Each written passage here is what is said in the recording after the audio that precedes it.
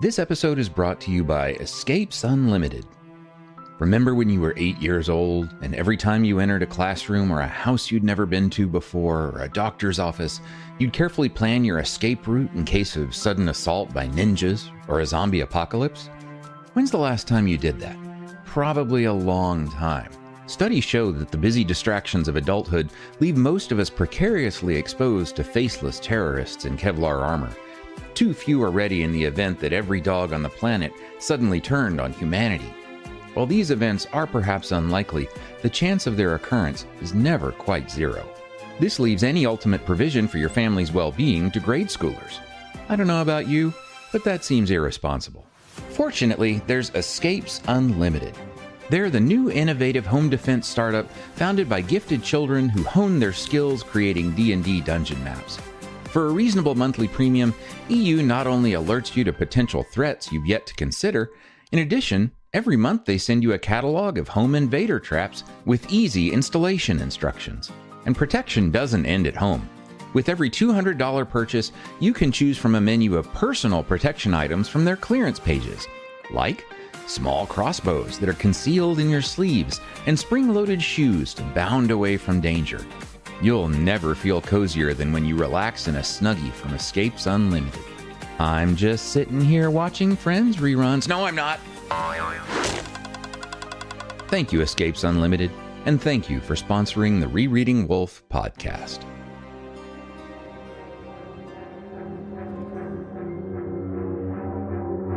This episode is brought to you by the support of generous listeners just like you.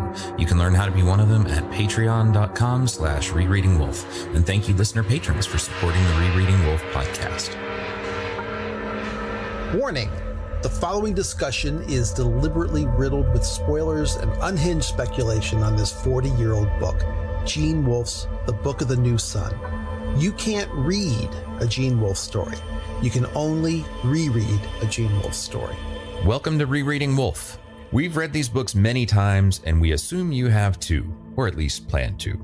Besides, we're here to understand them, and that means considering the works as a whole. Hi, I'm James Wynn. And I'm Craig Brewer. Hey, Craig. Greetings and salutations. Oh, it's good to be back again. Yes, within a reasonable time. Yes, it's not. Let's see if we can keep it going. Strange. It hasn't been on entire. It's not. It's the same season as when we did it last time. Yeah, exactly. Not just the year, but season at least. Yeah, definitely. Yeah, and everyone seems still enthusiastic. And all the comments are great. We got an Apple podcast review. Which is kind of cool because we haven't had one in a while. I don't think. Yeah, which makes sense if you're not. It's kind of hard to get new ones, isn't it? So yeah, we from Werewolfian, he says phenomenal 5-star review, in-depth, intelligent, and fun discussion of an amazing work. Listening from the beginning alongside a reread, and I am pleasantly surprised at how in-depth yet familiar and conversational the hosts are. Also, have to give them kudos for their made-up sponsors. What? Well, goodness, I've put down a down payment. And well-chosen outro music. Both always make me laugh. Here's to hoping they continue the podcast through the entire solar cycle. Well, me too.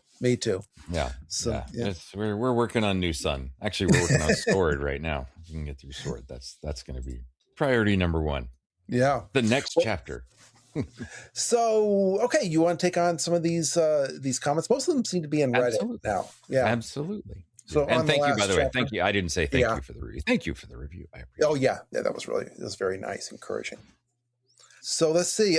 Mantis liked the episode. He says he notes that in his book, Gene Wolfe's The Book of the New Sun, a chapter guide, which is that's a very long title. it's Gene Wolfe's. It's the Book of the New Sun, and it's a chapter guide. And that's because he has so many books and of essays already and commentary already on the Book of the New Sun. I guess that kind of makes sense. Mm-hmm. But he notes that he says, I opine that with Syriaca's fate still ambiguous at this point, there's a hint that Severian's healing of the children atones for what he did to Syriaca. Yeah, Severian makes a point to Dorcas later on that he basically did it as an atoning for not saving Thecla. But the idea, maybe he still is feeling like he hasn't paid for everything, and so now he's going out to make things right with these kids, right? Yeah. I think that's right. That's one of the many reasons. Like, I mean, it's, as we were talking about, it's part of the first sort of realization that we see of him dealing with the consequence of Syriaca, and also I think that atonement is that whole thing about the reasons why he's feeling guilty for what he's done to Thecla, and starting to admit that to himself very much, and saying, and I need to actually change. So it's sort of recognizing it's part of a bigger personality shift that he's going through too. Yeah. Right. So he says, as an aside, a new thought. Upon the Cliff also describes the image of tarot card the Fool, which is memorably evoked when Severian nearly steps off the League High cliff 5 chapters in the future. And I like that. I thought that was cool, just because I'm a fan of tarot cards. I've never had an actual reading or anything, but I just like the symbolism, and I've got a whole bunch of sets just because they're fun. But no, that idea of the fool is usually out dangling over a cliff or about to step off of a cliff or something. He's always on the edge of extreme danger. And yeah, it's knowing that Wolfe definitely was quite aware of tarot symbolism. I think that's it, whether or not this one is intentional, since he's not necessarily jumping off, at least the title, I think, Upon the Cliff. I mean, the whole point of cliffs are that they're dangerous. So so I think that that definitely fits even better, I think, when we're actually up in the mountain with Typhon later on, and sort of seeing him as a bit of the fool fighting the sort of fool pride, fighting pride in a sense at that point. But no, I get it. I see how that's here, and I just like it. Yeah, and the Fool tarot card represents what? New beginnings, innocent potential, a big change for some new project or something. And that's definitely sort of the situation for Severian here. Mantis has always been very good with the tarot card references, as well as alchemy, which Wolfe, I think, often does dip into, right? Mandus rounds it up with, it's like you guys are saying Severian is a new creation here. He is taking 2 big steps forward on the mercy path. Having been raised in a circus, he's now running away to join the army, where they don't ask questions about one's past. But being a new creation, he's also like a fool going into the unknown. He takes a step backwards, with the widow erring in his old ways of severity. Yeah. Yeah. Yep. I like it. Yeah. Pantopsolus says, I never put it together until Craig said the words out loud, but the claw on the girl's forehead is described as being like a third eye. And the next time Severian meets her, he will learn that her third eye has indeed been opened, as she has become a prophet. Oh, yeah, because she sees him for his true self, or she sees his true self.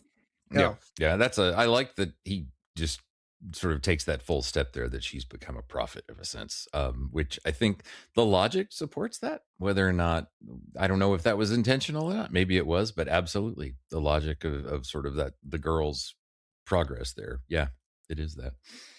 Yeah, and let's see, what about Rewit 2019?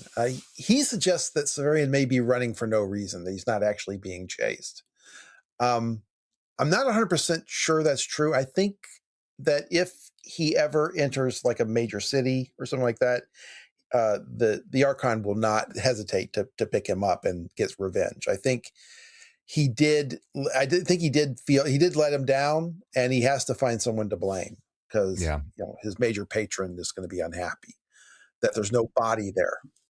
And he does say at some point that he talks about how he noticed the river gates have been closed, which means he thinks that, they noticed her, and so they're cutting off escape paths at some point. So I think, if I meant to look up exactly where that was, but I think that, the implication is not just that he's imagining that they're chasing him, but that he really does see some evidence that he knows. Yeah, I think that comes up in today's chapter, actually. Mm-hmm. And that maybe she even got caught, but that they'll let her go probably. Mm-hmm. All right. So, and yeah, I got to wonder. I think Severian is far more worried about them hunting him in different places than that is probably actually reasonable. But I think he is definitely in great peril. Meta Davis says, great episode. I love the chapter when I first read it, even though I remember wondering at the time whether my copy had cut out an entire chapter about what happened with Syriaca. Mm-hmm. That's exactly the way I felt with the beginning of Claw, too. So Meta Davis, who we talked about last time, updates his comment and theory about how each book represents or is sort of centered around one female figure in one way or another. But he also has a couple points I liked. And he says, also, I've had a thought for a while that's almost theory shaped, that perhaps the reason the claw works sometimes and not others is based on manipulation by the Hyros. New Sun was sort of created by both Severian and Apheda. The new sun is the source of Severian's power, and clearly he can access it. But I've wondered if Apheda can somehow influence that power as well.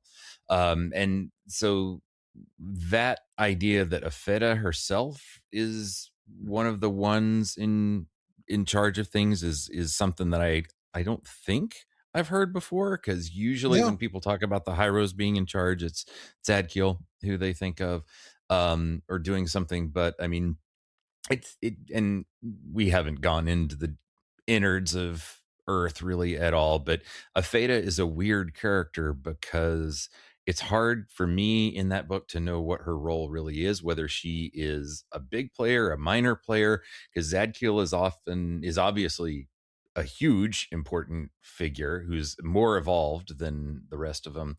But Apheda is certainly a higher up, maybe. Yeah, she's a larva, right? She's a larva. Yeah. And how the which I guess are like young higher grametes, maybe. Although I mean, honestly, I've recently reread Earth the New Sun, and it's very unclear, and it's not clear to me that Wolfe intended to be ever more clear than what he gave it to us. Yeah, rereading it, like I think you go through stages of rereading Earth of the New Sun. Like the first time you read it, it's very fuzzy. The next time you go back, you feel like you're starting to piece together things and whatnot. Mm-hmm. And then the third time, or at least at some point after that, you come back to that sort of haziness and you're like, yeah, he really wasn't clear about this. Yeah. All the things that you thought were clues that were making sense start to just get vague again. Right. So exactly. It's a hard book to see. I know lots of people have very strong opinions about it, but and thoughts and theories. But yeah, I feel like it is meant to be a bit more, at least the way I feel now, meant to be much more impressionistic than answer giving, I think. So especially the fact that the whole inner world is a big computer, and you're like, wait, I thought we were in spiritual world, but we're actually in higher computer land. And so is he saying that means the Hyros are robots or androids or something? I don't know. I mean, I don't know. They've evolved to some level where Wolfe is literally accepting the idea of a technology so advanced that it is, for all intents and purposes, magic as far as Severian is concerned, or as we're concerned. Man, there's a really good conversation based on his theories and suggestions, and Man has pointed out that at the end of this volume, the three hierodules they're basically very dismissive of the claw being anything, and they find it mysterious and interesting, but especially considering what Severian has reported about it, but they don't believe that it could have done any of the things he says, and that's all they have to say. Sometimes I have to admit, feeling a bit more like Baldanders, in that maybe Baldanders was right when he says, you're focused on a sort of superstition about this, because maybe there's a way in which Baldanders knows. No, I don't think Baldanders knows what Severian really is, but if the true power is just Severian and the star, as I think it is, then then the claw really isn't a magic item, and it is a kind of idolatry of a sort, to affect the claw. It's a stage of evolution, but it itself only has power because of Severian, not anything inherent to the claw. But that's a whole nother story. So there's a whole different topic of debate. But yeah. So we have a Neuromancer. Old friend, a Neuromancer, who is always willing to really take control in Reddit. So thank you very much for that, because you've always got stuff to add in there. Lots of good stuff in this one. One thing I liked a lot was he talks about how that, in my view, Severian's identity in life is comparable to that of, and I will not pronounce this right, Kashitria, The warrior, warrior caste of Hinduism, right? Yeah, or a laborer, where their identity role in society was set at birth. Severian's role in life was taught to him by his guild caste, and all his aspirations were to ascend the ranks of the torturers. And he talks about how, of course, he's lost that and kind of has no place to go anymore. And I think that's right. That's in one way or another, that's right. That's part of what he's dealing with here, is not just the sort of personal faith or sort of the personal moral problem that he's dealing with Thecla, but he's also really dealing with how much that shatters his identity. And he does talk about that a whole lot more in Shadow than he does here. I mean, that's really where that's his primary worry is like, I was going to lose my place as a torturer. But I think putting it in the context of sort of losing your caste system and becoming, being kicked out of something that you were born into that should have given you your identity for your entire life is an important point. It's not just like a lifestyle that he's lost. No. It really is an identity, like a deep identity, a sort of inborn identity where if you lose that, you literally are broken from then on. You're not just, you haven't just failed at something, you're literally like a broken person. So something about that, I think might be right. Yeah, I think so. When we were discussing the party, when Severian first arrives, we noted that everybody who is in any kind of costumes, all these costumes are of characters who are in some way exiles from society. And that Severian in his garb is actually an exile. But here, leaving the party, he is truly an exile. A self-imposed exile from society, because he has to leave his guild, he has to leave his job, he has to leave Thrax, he's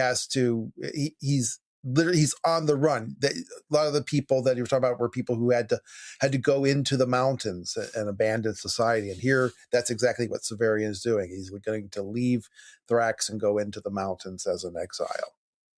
So he's taken on a costume or gone to a costume party, and now he's become what he was, even more so. Before he was an exile from the Citadel.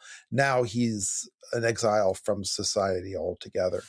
One thing he does do is kind of push that more, which, thinking of it as caste system, especially when you sort of have, like, one thing that's inborn into the caste system is very much that your value really is very much, and you're not supposed to have compassion necessarily for those lower on the caste. At least, people know a little bit about the untouchable class or whatever.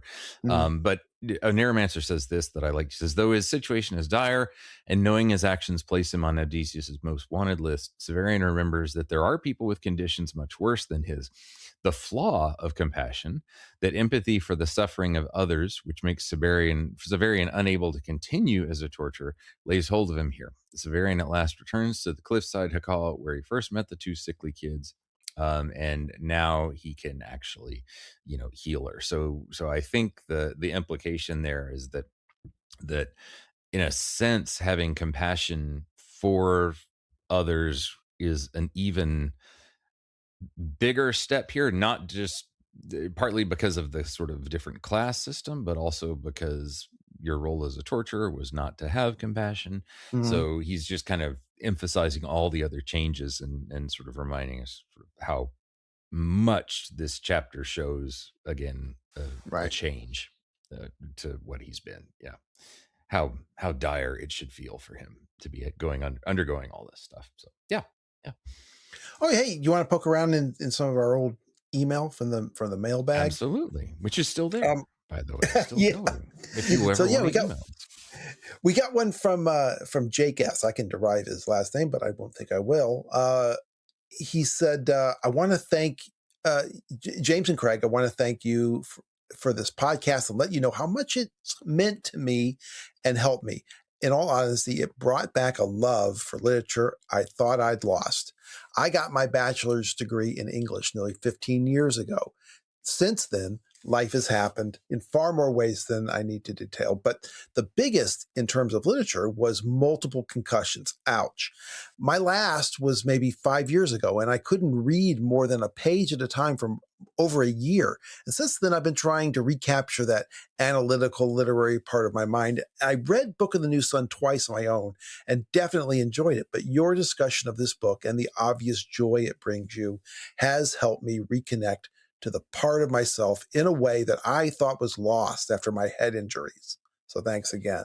That's really great. That was very moving to me. And so we occasionally do get things like that. And I wrote him back, I think a couple times, but I told him how much I appreciated that.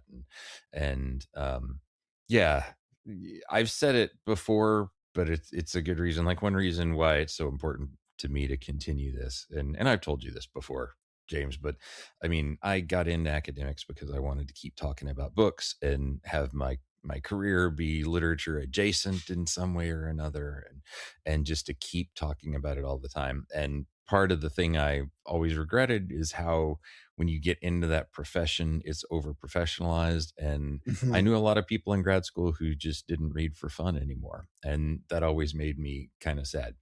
And I just never found that community that I wanted to. But all the people that listen to this and support it and who tell us how much it means, like I know what you're looking for.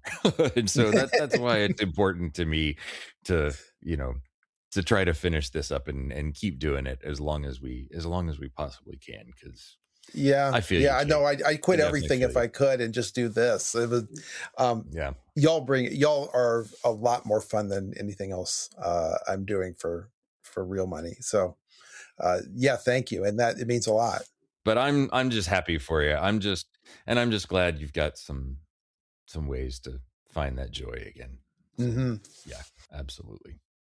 One other thing, speaking of being slightly sentimental and grateful, we do need to give a big shout out to two people in particular who have been helping us a ton, who were helping us even before we had a big break, but are really helping us again now.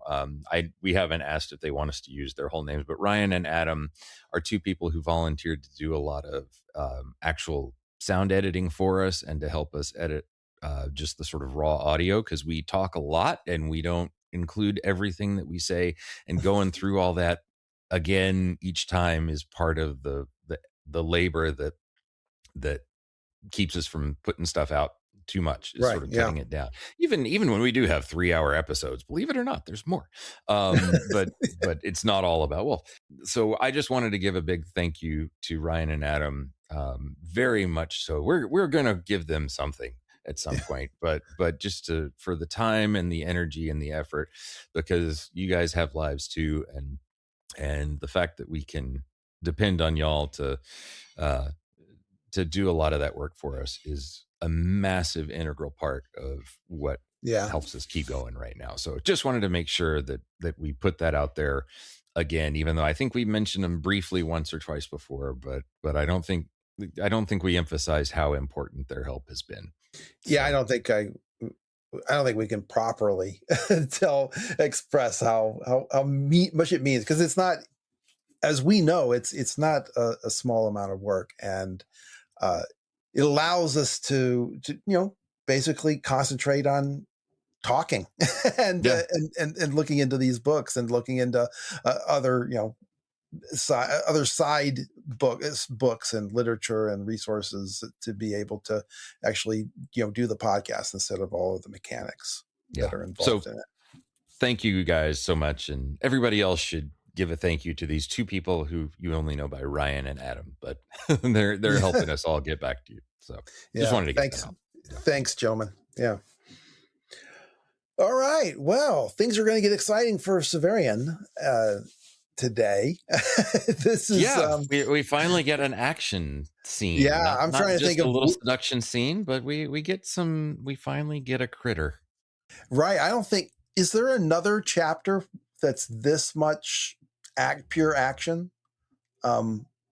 Certainly not here. I mean, maybe the magic duel, maybe, the duel. Oh yeah, well, yeah. Could be. I mean, Typhon's still a lot of talking, but yeah, for this book, well, I mean, obviously the big battle at the end. There is that. Right. But in the early have we part seen of the anything? book, Have we seen anything like this? Yeah, he always splits them up in some ways, or the action is just a small part of maybe the center of a chapter.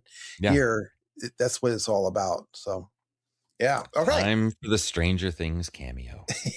Yeah, it's all right. All right, let's go. Chapter 9, The Salamander.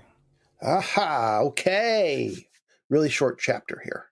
Maybe we'll do 2 chapters this episode. We'll just have to see. It's still just over 24 hours since this volume started, in case we've forgotten. I'm pretty sure it's been 3 months since the events at the Stone Town, and it was 29 days before that Severian was elevated to journeyman. So just over 4 months total. Severian has just had the life-changing event where he healed the children in the jacal.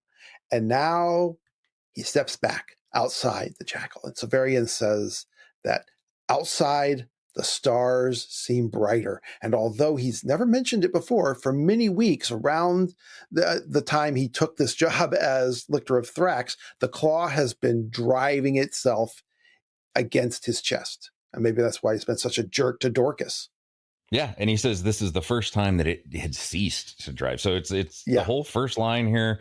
It really, and I don't think I ever really noticed it before, but it definitely signifies like a serious change, right? It's like outside the stars seem brighter, and for the first time in many weeks, the claw had ceased to drive itself against my chest. And it's like a conversion experience, right? Exactly. It's like the world seemed different. The stars were brighter. But it's very intensely that, like we talked about how it was the first time Severian helped someone just for the hell of it.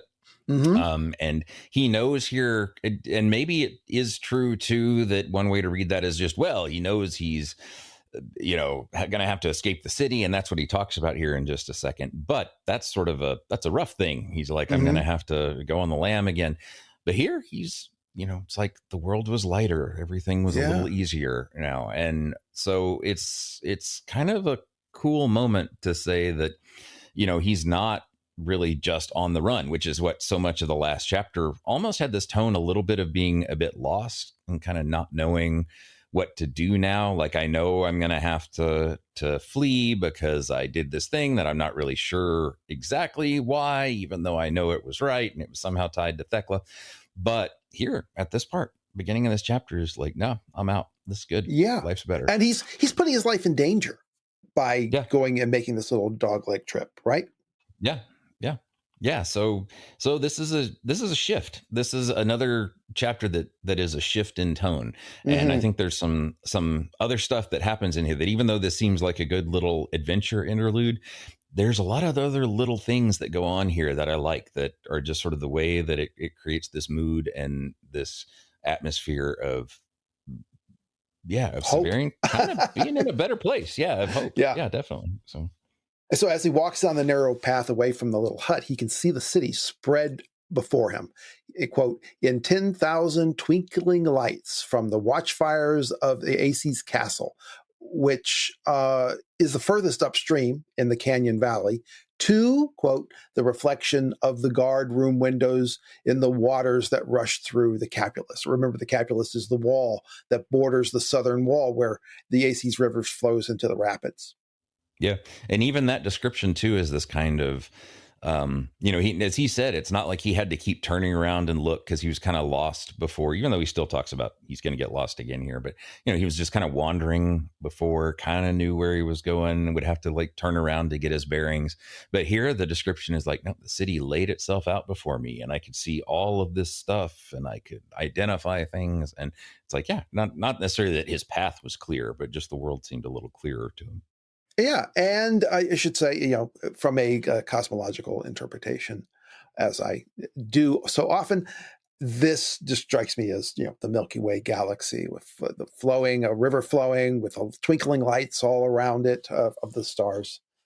Yeah, and that too is it works. It's sort of like now I am moving with time, right? It's not like I'm exactly the age ending or something. It's more about even with Hamlet's Mill, it's about yes, time moves on and the healthy people are the ones who can move with the times. And yeah, exactly. So, yeah. All right. So Severian figures that the Archon has by now realized that Severian and Syriaca are both missing and that there has not been an accident where Severian strangles her and throws her off a balcony. And I'm trying to remember, is this the first time? Because we talked about how in the last chapter, it's like just all of a sudden he's like talking about being on the run and we're not exactly sure. Is this the first time he specifically, I'm trying to remember, in the last chapter, did he ever specifically mention now I'm in trouble and they're going to come after me? And because now, he specifically here does. No, he that kind of goes in. That's kind of because in the last chapter, of course, the last chapter. No, I can't remember because it's been a while since we actually read it together. Yeah. But I will say, I think that there is some vague reference, but there's nothing explicit.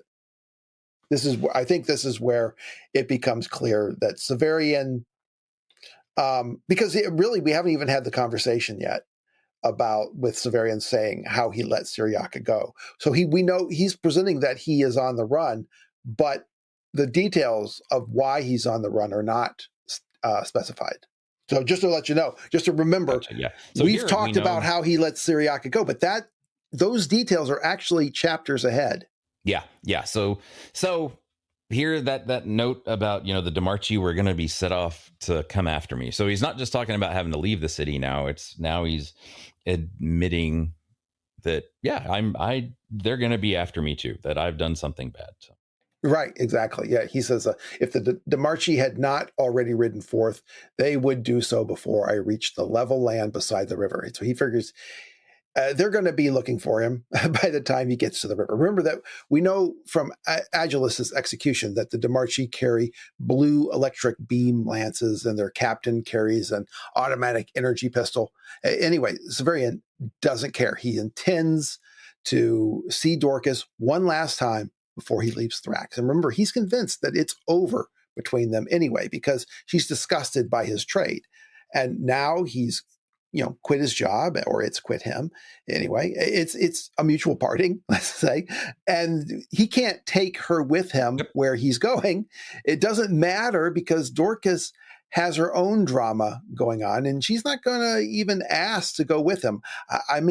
Grandma and grandson, this was never going to work out. Think of the family reunions, right? Yeah. But what's funny too is the way he describes it, there is a kind of, again, I don't know, a hope or a confidence in it. And he's like, I was determined to see Dorcas once more before I left the city. And somehow I had no doubt of my ability to do so. Like it's just this whole new tone. And he says that somehow he had no doubt that he could reach her before they caught him. Is Severian psychic? Sometimes he shows signs of that between his stupidity. Is it the claw driving him forward? I kind of think this might be the case. I think it's like when he's healed the Ulan, and it's like he's obeying a command of the claw, use me. Or maybe this is Severian being idiotic, but he believes with all his heart he can do it. Anyway, he's working out a path to get past the walls of Thrax when suddenly, guess what? Did you read the title of this chapter? A new light flared far below. To Severian, it's just a tiny prick of light, no different from the light of the torches in the city. But even from here, he can tell it's not really the same. He says, quote, "Perhaps my mind only registered it as light because I knew nothing else to liken it to." We get a flashback to chapter 1 of Shadow. Yeah. And there's also, this connects back to that line from Milton I talked about last time about the light and the fires of hell are light, but they're not normal light. It's like, it's darkness illuminated, which is this other weird thing. Yeah. So he says, "I had seen a pistol fired at full potential that night in the necropolis when Vodalus resurrected the dead woman, a coherent beam of energy that had split the mists like lightning. This fire was not like that, but it was more nearly like that than like anything else I could call to mind. It flared briefly and died, and a heartbeat afterward, I felt the wash of heat upon my face." Whoa. And just like in chapter 1, when Severian saw the beam of Vodalus's pistol, Severian starts running randomly, and of course, he gets lost. Yep. And also the thing about this unnatural heat coming back is the same thing from the nodules. So when he cut the nodules, he talked about the weird otherworldly heat that came from it, and that he knew the nodules would go after living heat. And he's going to mention that a little bit later on too. Yeah. Yeah. So he's going to make a little cognitive leap that maybe they're the same. Yeah. And we know, or we can guess that, yep, they're probably coming from the same source. So, but yes, he does get lost. An important point here. Severian and even mentions it in the context of not quite remembering how he got lost, which is an important point for you Severian perfect memory obsessives. So yeah. So he says, "Somehow I missed the little inn called the Duck's Nest in the dark. I've never known if I took a wrong turning or merely walked past the shuttered windows without glimpsing the sign hanging overhead. However it happened, I soon found myself farther from the river than I should have been, striding along a street that ran, for a time at least, parallel to the cliff, with a smell of scorched flesh in my nostrils as at a branding." Ew. Yeah, so it's a kind of heat that comes with some kind of flesh burning somehow. Yeah. And again, the salamander has been out and about before in the city. Where it has been hiding, we don't know. But it's just the distraction Severian needs to move through the city. Outside of House Absolute, the nostrils spurred Severian and Jonas on, so that they happened to see Talos and Dorcas and company pass as they were being taken to the antechamber. In the antechamber, Hathor's critter provided the prodding Severian needed to escape. And now Hathor's creature is clearing the streets of Severian's obstructions to his escape. And this is why I say the meaning of Hathor's name is the thorn. Add a T and an N to the end and split it in the middle, and that's what you get. So the Severian is burning human flesh within smelling distance. And Severian is figuring out how to backtrack when, in the dark, he bangs right into a running woman. "So hard and unexpectedly did we strike each other that I nearly fell. And as I went reeling back, I heard the thud of her body on the stone. 'I didn't see you,' I said as I reached down for her. 'Run, run,' she gasped. And then, 'Oh, help me up.' Her voice was faintly familiar." He says, "Why should I run?" And he pulls her up so that he can just make out her face and even maybe the expression of her fear. She says, "It killed German. He burned alive. His staff was still on fire when we found him. Whatever she had begun to say after that trailed off into sobs. As an aside, Saint German was an Anglo-Saxon prince who lived in the 1600s, the infamously named Dark Ages of Britain. His father was the king of East Anglia, which is the region northwest of London, just east of Cambridge, Norwich, and Ipswich. This is obvious to British listeners, but please tolerate my tendency to over-explain. German had 3 sisters who were all saints as well. He was honored as a confessor, and his relics originally kept at a priory in Suffolk, but then moved to Bury St. Edmunds, a short drive east of Cambridge. He died with his father in 654 fighting the Mercians. And I guess in those days, there weren't a lot of Anglo-Saxon saints yet, so the bar wasn't so high. Anyway, Severian says, "What burned German?" And he asks as if he knew who German was. But she's just crying. So Severian does, as Severian does with women, he shakes her, which has the predictable results. And she just cries even harder. And suddenly he realizes that she's the hoteler at the Duck's Nest where he left Dorcas. That's an interesting coincidence. And he says, "Take me there." And she's panicked. She's like, "I can't. I'm afraid. Give me your arm, please, Sieur. We ought to get inside." And he says, "Okay, but then we'll go to the Duck's Nest. It can't be far." And she says, "Oh no, too far." But then there was something in the street with us. I do not know whether I had failed to detect its approach or it had been undetectable until then, but it was suddenly present. I've heard people who have a horror of rats say they're aware of them the moment they enter a house, even if the animals are not visible. It was so now. There was a feeling of heat without warmth, and though the air held no odor, I sensed that its power to support life was being drained away. There's more senses of Milton here. Yeah.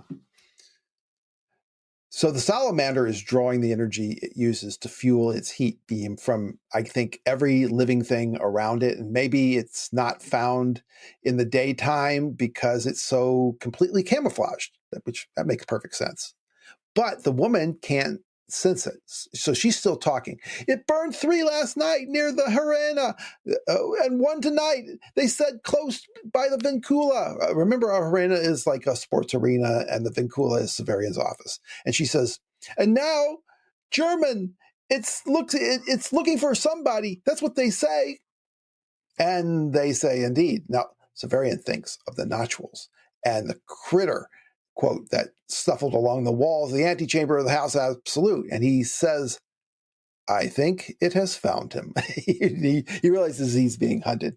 If Dorcas had been with him, she'd have realized it faster because, she'd have told him.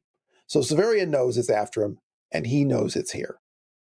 Yep. And we'll say more a little bit about something about that heat. And I think one thing I had never really noticed before is how she doesn't seem to notice it like he does. And I don't know if that's supposed to indicate, just that she's panicked, or if there's something about him with the claw that connects him somehow to this otherworldly sense of heat or something. Yeah. I honestly don't know, but that's just a small fact I hadn't noticed before. I mean, Jonas could, I think, tell that the notchules were bad and feel the heat and right. whatnot, but I can't exactly recall. I don't know if it ever quite came up like that, but yeah. So anyway, it feels like Severian's psychic nature coming up again. Occasionally he does. It's like when he saw the picture of the astronaut and said, "This picture really belongs on a nice wooded mountain range," which is to say, it's a picture of the moon, as Severian knows it. Yeah. And I wonder too, this is reading way too much into very little evidence, but if there's something there about some kind of star heat or life force or life heat that, and then if these are creatures that steal life force, and if their heat is somehow, as he keeps saying, it's without warmth. So it's not life giving, it's life taking somehow. Right. Yeah. There could be some kind of general, I don't know, spiritual or demonic kind of sense to that, rather than just being, like a weird other dimensional thing, which is what these creatures that get caught in the sails or whatever are sometimes described as. But maybe there's some kind of hellish overtone to this kind of thing that's going on, in which case, again, the Milton Paradise Lost connection to that kind of heat would be even stronger. But but not sure. So he says, "I let her go and turned again, trying to discover where it was. The heat grew, but no light showed. I was tempted to take out the claw so as to see by its glow. Then I recalled how it had waked whatever slept beneath the mind of the man-apes, and I feared the light would only permit this thing, whatever it might be, to locate me. I was not sure my sword would be more effective against it than it had been against the notchules when Jonas and I had fled them through the cedar wood. Nevertheless, I drew it." So again, even he's kind of saying something like, is the claw going to be a good light or a bad light in this case? Is it going to be attracted to it? Is it going to try and take it? So even though he's kind of mentioning a different thing, that like pulling out the claw might be bad, he is connecting some kind of other worldly, spiritual, supernatural, something kind of power to whatever it is this thing is, at least in his mind, because that's still how he thinks about the claw. Yeah. And the reader, first time doesn't know it yet, and Severian can't see it, but the salamander is right there, ready to take him down, maybe 50 feet in front of him. Suddenly, there's a clatter of hooves. It's Demarchi riding destriers, which I think we're told have claws. So it's interesting. So maybe the hooves must be on their back legs, assuming that destriers only have 4 limbs total, which I don't think is 100% established. So 2 mounted Demarchi with their glowing lances come pounding around the corner, around 100 strides away. 100 strides, again, just like 200 feet. Had there been more time, I would have smiled to see how closely they corresponded to the figures I had imagined. As it was, the firework glare of their lances outlined something dark and crooked and stooped that stood between us.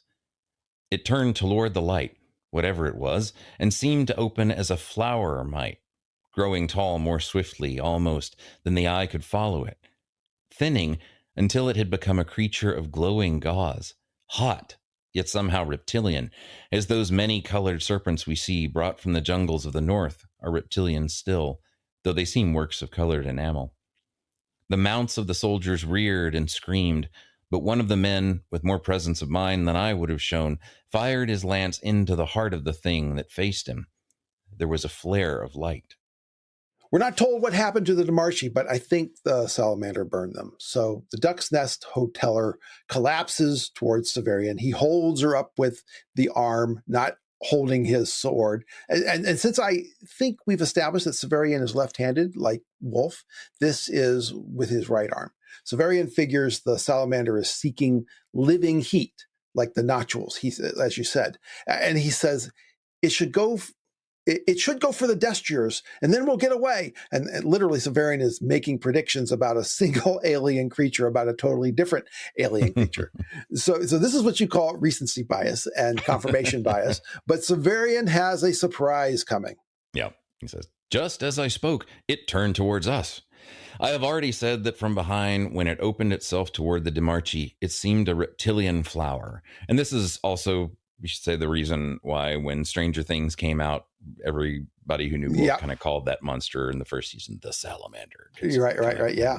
Although I think what he's describing here is more not just its head, but really something like the creature itself, like blowing its whole body out a little bit, because he says it becomes taller, but also thinner like a gauze, like translucent or something like that, which is a very different sensation. But I mean, he does talk about it sort of like a flower. So there is, but I always think of it now as more not just like the thing from Stranger Things, but where its whole body seems to do something like that, which is creepier.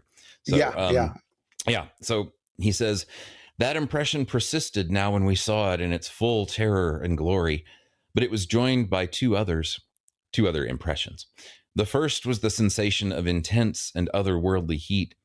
It seemed a reptile still, but a reptile that burned in a way never known on Earth, as though some desert asp had dropped into a sphere of snow. The second was of raggedness, fluttering in a wind that was not of air. It seemed a blossom still, but it was a blossom whose petals of white and pale yellow and flame had been tattered by some monstrous tempest born in its own heart. Which is quite a crazy description. Yeah, that's beautiful. It is. It's the flower thing again, but also that where if it is like petals, it's each part is kind of, it's all ragged and torn and messed up, but it's from its own sort of internal heat. Yeah. Very, very demonic in a weird sense. Yeah. So, and all these impressions surrounding them and infusing them was a horror I cannot describe. It drew all resolution and strength from me, so that for a moment I could neither flee nor attack it. The creature and I seemed fixed in a matrix of time that had nothing to do with anything that had gone before or since, and that since it held us, who were its only occupants, immobile, could be altered by nothing. So, which is a horrible sort of sense of, frozen in terror. I mean, that's kind of what he's talking about, but now he's frozen here in terror with the thing that is, yeah, terrible. Or like he's mesmerized, like like snakes are said to do their prey. So. Yeah. Oh yeah. Yeah. That's right. I hadn't even really thought about that connection, but yeah, absolutely. Yeah. He's snake charmed. Yeah. So Severian is just frozen, staring at this thing. And then he says, a shout broke the spell. Another party of Demarchi come riding up the street behind them this time and charge the monster, which means they are charging right over Severian and the hostess. And he says, it was only by the intercession of Holy Catherine that we were not ridden down. Don't believe that Severian is an atheist who doesn't honor religion. If I had ever doubted the courage of the Autarch soldiery, I lost those doubts then, for both parties hurled themselves upon the monster like hounds upon a stag. It was useless. There came a blinding flash and the sensation of fearful heat. Still holding the half-unconscious woman, I sprinted down the street. They were brave but feckless. Yep. Severian plans to run where the last group of Demarchi came from. But in my panic, he says, and it was panic, but not only my own, but that of Thecla screaming in my mind, I rounded the corner, too late or too soon. Yeah. And just that one little moment where he brings Thecla up there almost makes it seem to me like there's something about this that is almost a kind of spiritual or supernatural kind of fear, because Thecla has been killed and knows she's been killed, right? So so for her to be terrified at this point, it's like, I wouldn't imagine that Thecla inside Severian is just afraid of dying. Like, even if we are thinking about her as a person inside of him and not just her memories, but that there's something that terrifies even this memory of a person that's going on. But we should almost think of maybe Thecla in Severian as a person who stands beside him at all times. Yeah. And sometimes I do. And sometimes it's harder to think that. I mean, I think probably Wolfe prefers that sense a lot more of the time. I just think in this case too, it is just kind of cool to say that even if she was just a memory, something about this thing is so terrifying that it breaks through even her as just a memory and terrified. Yeah. It's just, it's that horrifying. Way scarier than the Notchwolves were, way scarier than whatever the slow moving slug thing was. This thing's on a different level somehow. Right. Yeah. This is a boss. Yeah, the boss. Yeah, it's the boss monster. Well, but yeah, we have some other boss monsters coming up. But true. So he continues on. Instead of the steep descent toward the lower city I expected, I found myself in a little stub-in court built on a spur of rock jutting from the cliff. By the time, like a little cul-de-sac almost. So by the time I realized what was wrong, the creature, now again a twisted dwarfish thing, but radiating a terrible and invisible energy, was at the mouth of the court. Yeah, I'm just saying, Thecla is not always a benefit, and she's always along for the ride. So, screaming in emergency, maybe, properly backseat driving. Oh, yeah, there is a sense of that, too. That could be, definitely. Right. But instead of down toward the river, as you said, the lower city, as he called it, he says, I found myself in a little stub-in court built on the spur of a rock jutting from the cliff. Rather than go into definitions of what stub-in means, I'll just say, he's run into a cul-de-sac. Yeah. They're trapped with the salamander barring the exit. And he calls it a twisted dwarfish thing. So it's not especially large, but it's radiating a terrible and invisible energy. Yeah, this weird extra alien detail that it can expand into this terrifying fiery flower of death, but then it contracts and it's this small stumped little dwarfish thing again. Yeah.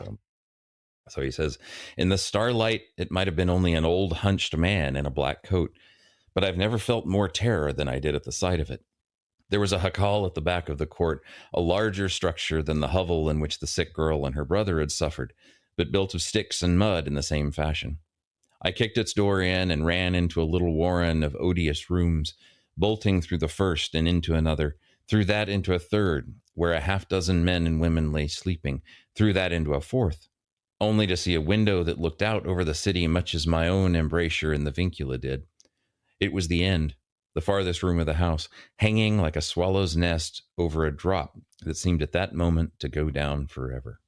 Yeah. So Severian runs into the jacal, which seems to be part of a network of interconnected jacals. And this, like a Pueblo kind of situation almost, but not made of rock. Yeah. And so this leads him from room to room through sleeping quarters until he's just now out of rope. He's in the furthest back room, and outside the window is a cliff. Yeah.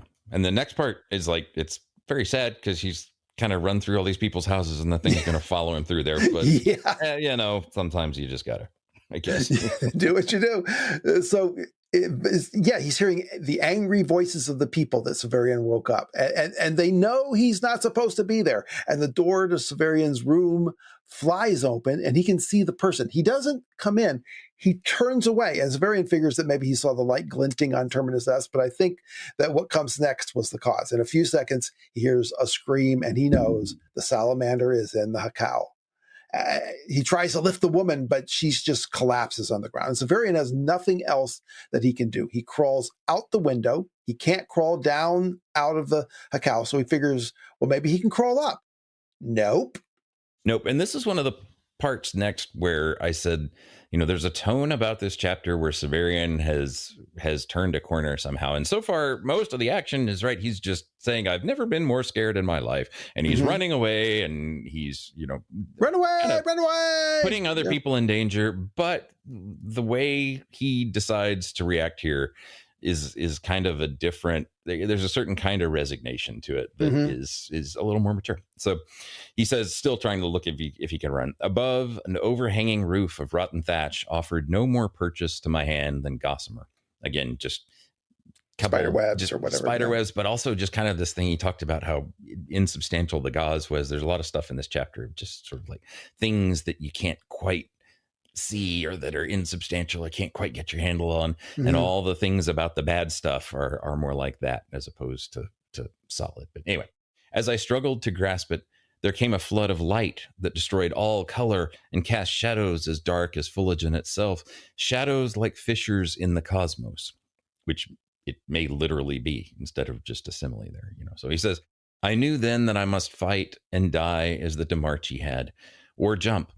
And I swung about to face the thing that had come to kill me. So that's the thing where he's like, okay, at that point, it's either fight or die, or fight or give up. And he doesn't give up. He's like, no, I'll fight, even though it seems like it's hopeless. So it was still in the room beyond, but I could see it through the doorway, opened again now as it had been in the street.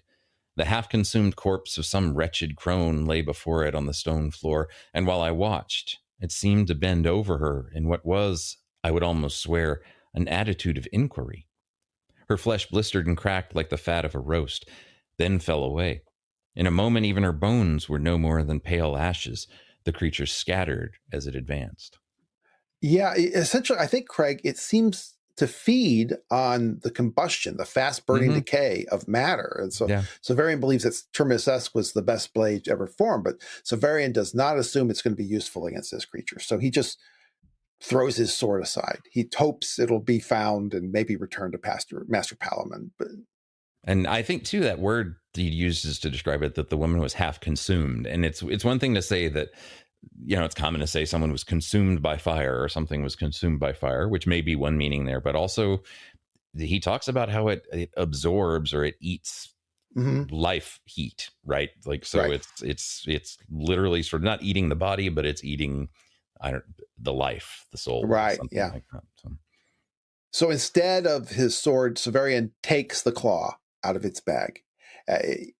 He doesn't say here what the bag was made of. What the bag? Yep. In this one, leaves that thing. So he says, it was my last faint chance, and I saw at once that it had failed me. However, the creature sensed the world about it, and I had guessed from its movements that it was nearly blind on our earth. It could make out the gem clearly, and it did not fear it. Its slow advance became a rapid and purposeful flowing forward. It reached the doorway. There was a burst of smoke, a crash, and it was gone.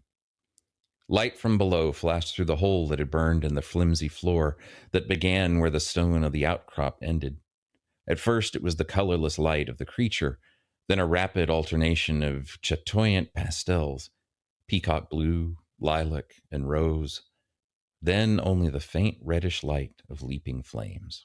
So basically, by some lucky fluke, the floor was burning and it weakened and the salamander fell through it. Yep. And just right there when it didn't have the stone of the ground underneath it anymore, it just burned all the way through. And down into the abyss. The death of the creature is described at first. It was a colorless light of the creature and then a rapid alteration of chatoyant pastels, peacock blue, lilac, and rose.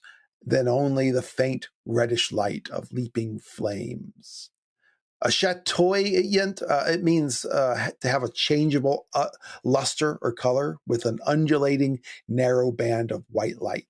Chatoyant pastels, peacock blue, lilac, and rose. Then it burst into flames. Yeah. And chatoyant, I think of that as kind of like mother of pearl. Like if you think of mother of pearl, good. How it's it's white, but it's also all these other colors, kind of shimmery. Yeah. So, but also the thing to really point out here too is that he says it was not afraid of the claw.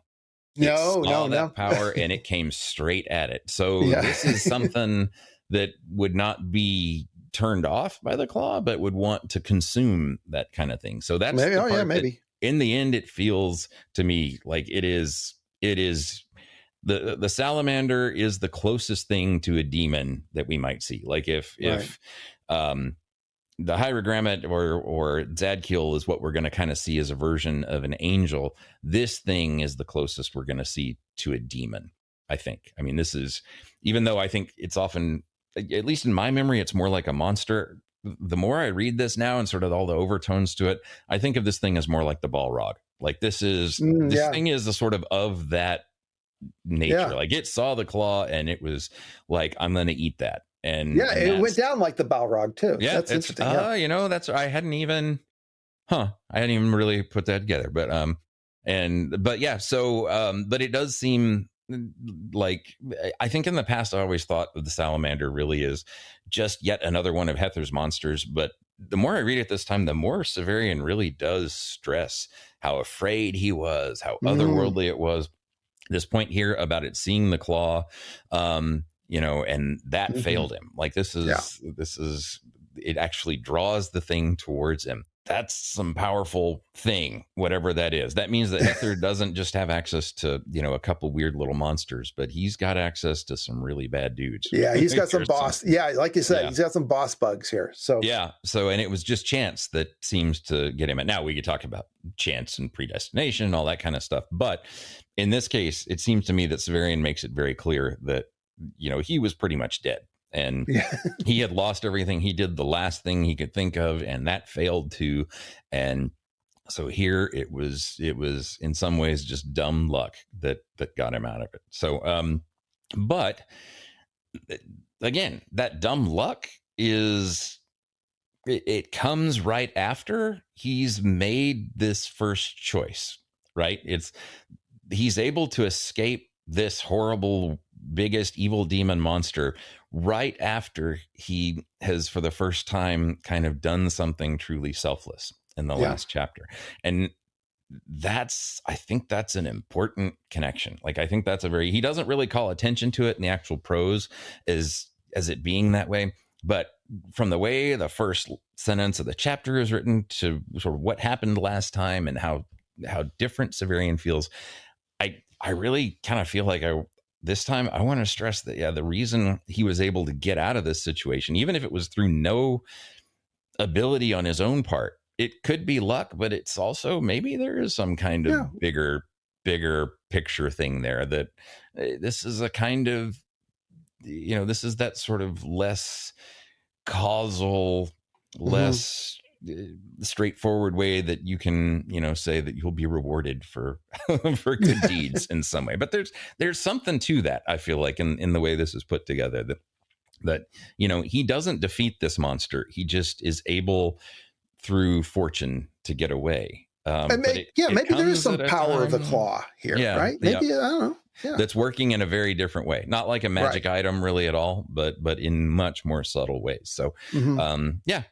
kind of like thinking that maybe that's partly what's going on here, which makes even more sense if the salamander really is this boss creature of all these bad guys. Well, this isn't Severian, figuring out how to, make it sneak up on and get the DeMarchi rather than him. It's not about, outsmarting the weird little creature and escaping in the antechamber.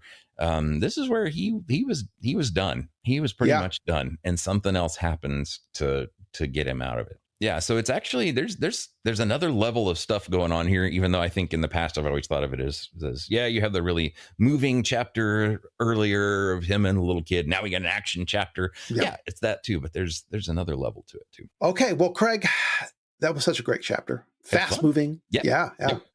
Perhaps the most action-packed chapter in the book so far. And it was very short. I might be inclined to suggest we go on, but the next two chapters are Severian's conversation with and parting from Dorcas, so I don't think we can get into that. But okay, smarty pantses, let's see you detect an error in that one.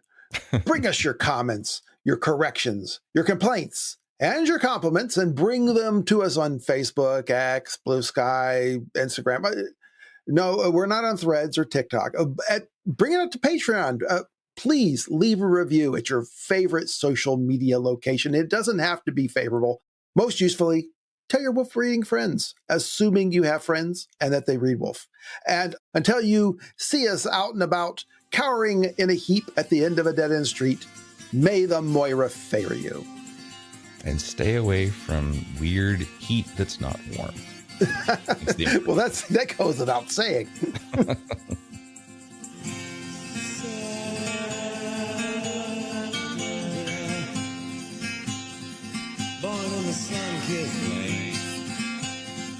Who was it Lictor Kent? Running in the rain. I see you walking from my window in your Kensington haze. Salamander, Salamander, Salamander. For me, but for you.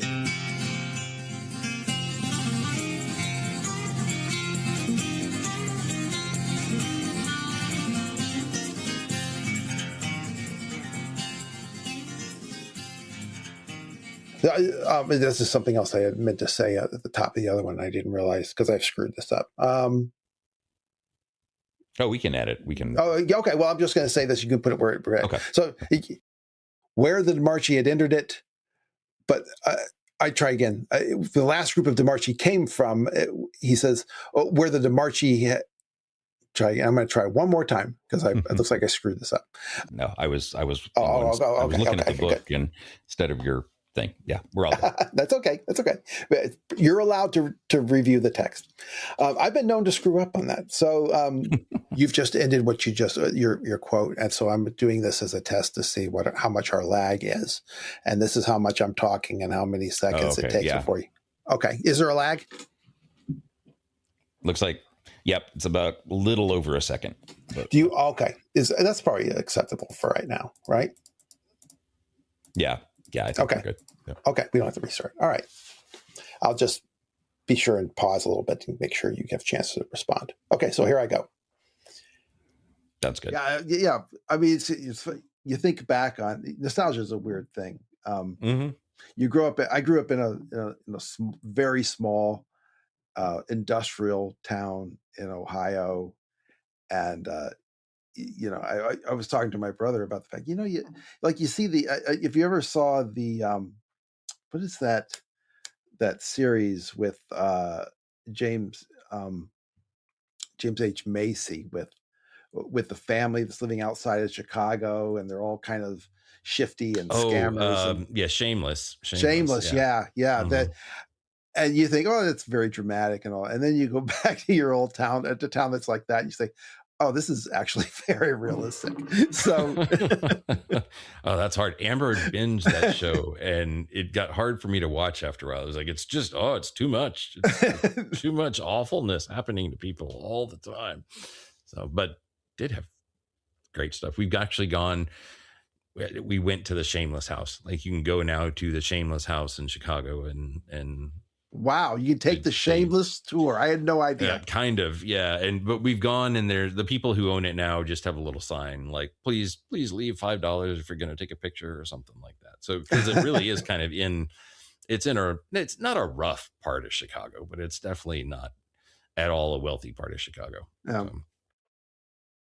But yeah, definitely was the house was in the spot where it's supposed to take place in Chicago, in that neighborhood. So yeah. Yeah. Well, I'm here to testify. Quite plausible. So this is I had no idea that I was growing. When you're a little kid, it just seems like normal people, and then you go back and you realize, oh no, it's those kinds of people. That's who I was. So hopefully with a little less drinking at a young age. So. Well, now that plenty of underage alcoholics in that. Well, I got to bring it up. That's actually, my dad was a pastor, and it just occurred. And when I was thinking about it occurred to me how many families was in his church was he dealing with, where the father was in prison or he's having to deal with the fact that he's beating his wife, or because he comes home drunk and beating his wife, or is just basically he has to go out to the bar to retrieve him because he's going to kill himself drinking. So that's exactly what that's where I lived. Okay. I thought it was silly and trivial, but then I realized it was too close to real life. James had a rough upbringing. That's good. Well, not me, but I had an eye. I had a picture of. You had an eye that. for it. You got to see it. Yeah.